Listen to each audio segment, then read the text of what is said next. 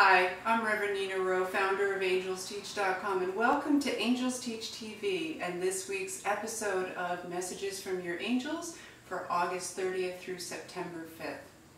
We are going to continue this week with a theme about stillness, and as we enter that transition week between the end of summer and beginning of fall, using that playful, nurturing energy that is so natural to the summertime to help us ease into the fall, and in a joyful way, but also in a way that invites that stillness that we were focused on last week.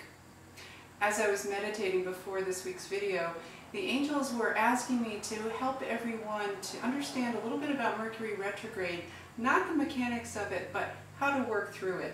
We've had a lot of problems in our I shouldn't say problems, we've had a lot of challenges this past week with Mercury retrograde. Our website's been down an awful lot. We've had our smoke detectors going off.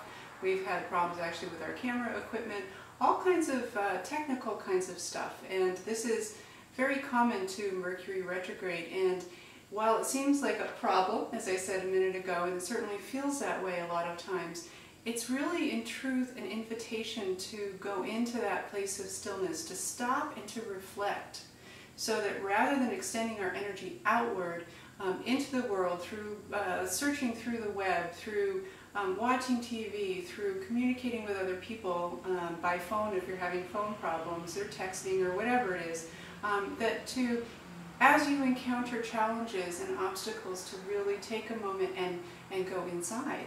And perhaps that's really your angels saying, time to reflect.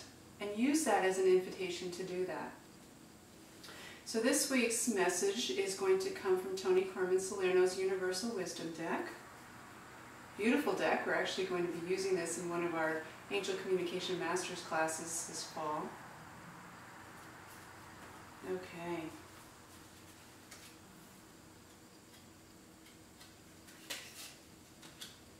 And the first card is Music of the Spheres. I actually just pulled this card a couple minutes ago. Hello again.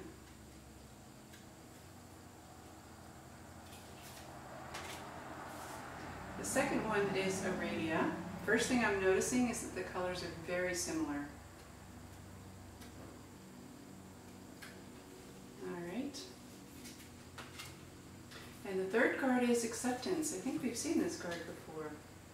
Not sure how recently, but okay.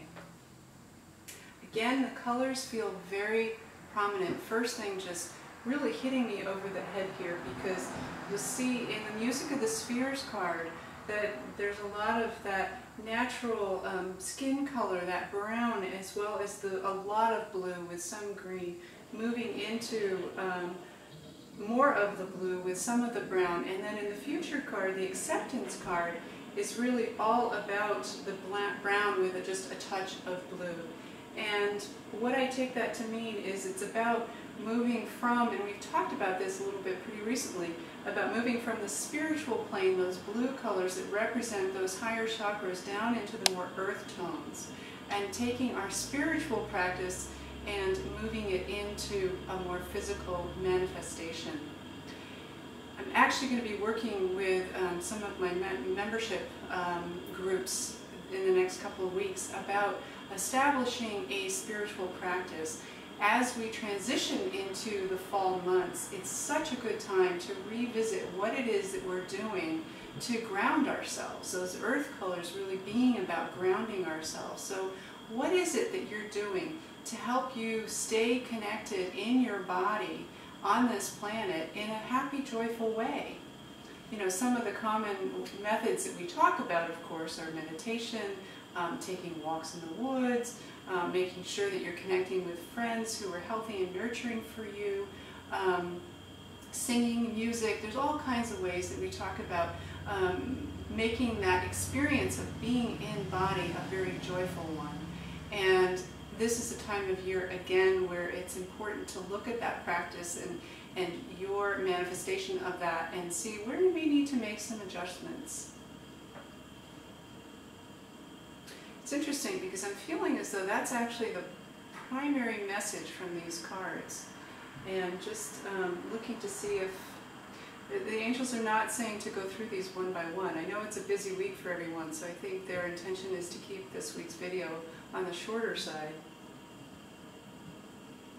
The one thing that I am getting the message on, if you look at the acceptance card, there's a flame in her third eye, and that flame is about igniting your intuition. So as you're, they're saying that as you're refreshing, if you will, or even establishing if you don't have a spiritual practice yet, as you focus on that, set the intention of igniting your intuition and doing what it takes for you to really follow your intuition and to connect more deeply with your angels, because it is going to be a time of great change this fall. Been getting that message all summer, and Peter and I have been preparing ourselves, our bodies, our minds, our spirits, as well as our businesses, to prepare for this time of great change. And it's all about goodness, especially as we stay close to our guidance, because our angels just really take us by the hand and walk us through